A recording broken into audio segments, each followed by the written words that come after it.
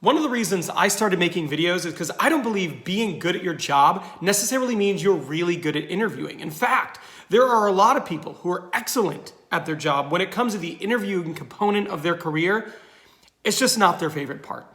So today what I want to do is I want to show you 8 different mistakes that people make frequently when they're interviewing. That way you can avoid making them in the future.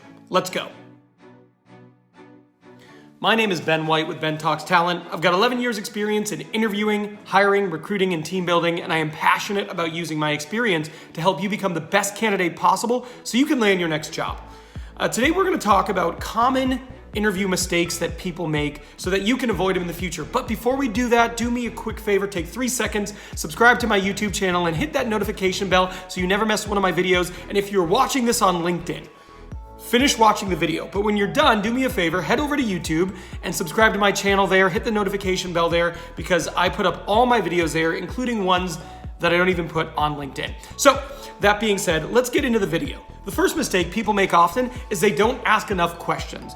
A lot of people go into it thinking, you know what, I have done the research. I don't need to ask questions because I already have access to the answers.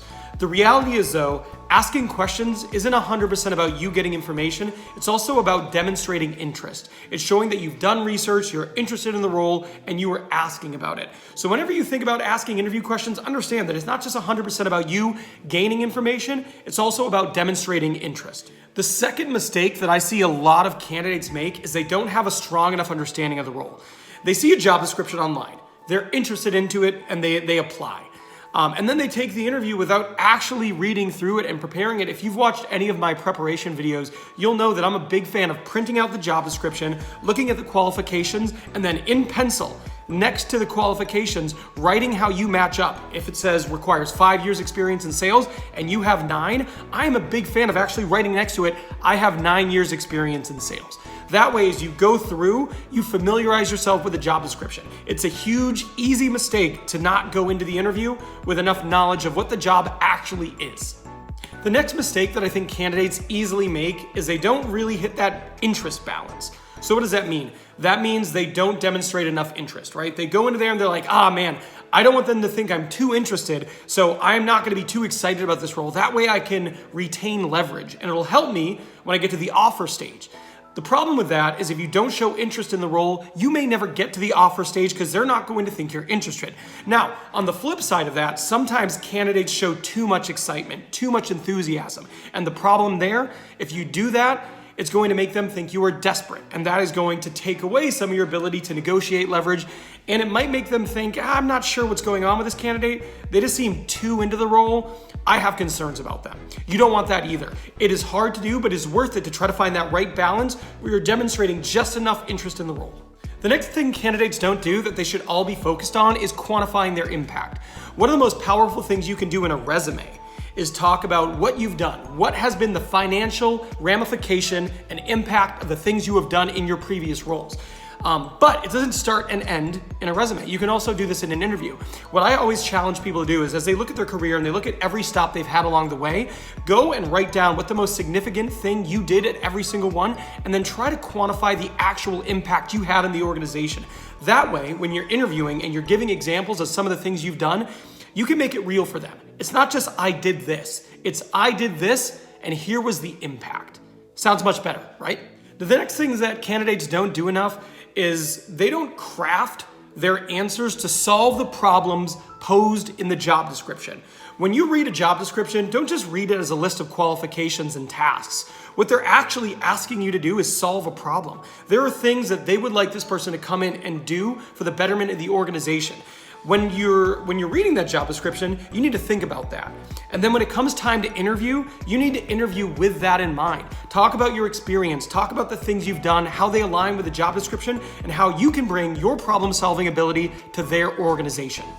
Another mistake that candidates don't make is they don't close. They reach the end of an interview and they don't actually close and make sure they're moving on to the next step. When you reach the end of an interview and you've asked all your questions, ask one more question. Do you have any questions or concerns about my ability to do the job? What does that do for you? It gives you the ability to either bring it on home. They go, no, I think you're a great candidate. And then you can go, great.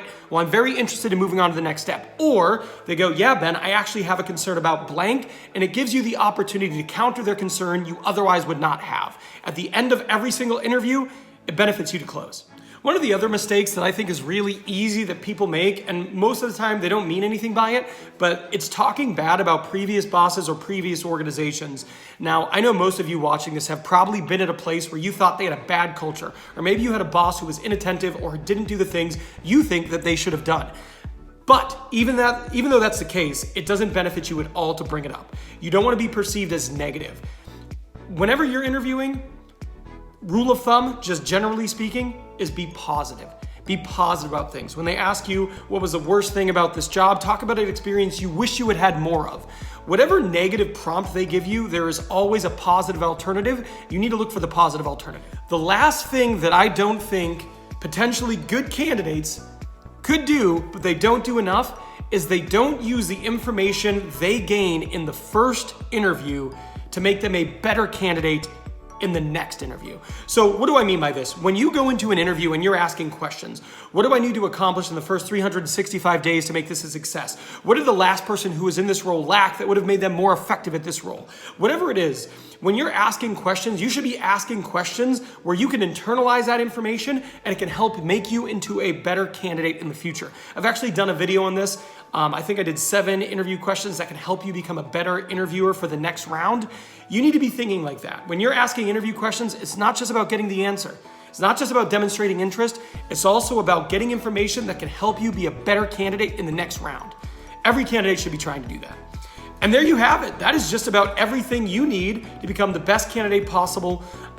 If you can avoid making these 8 mistakes, I think it'll increase the likelihood that you move on to the next round in every interview you have. Thank you for taking the time to sit with me. Have a great rest of the day. Good luck in your next interview. You've got this.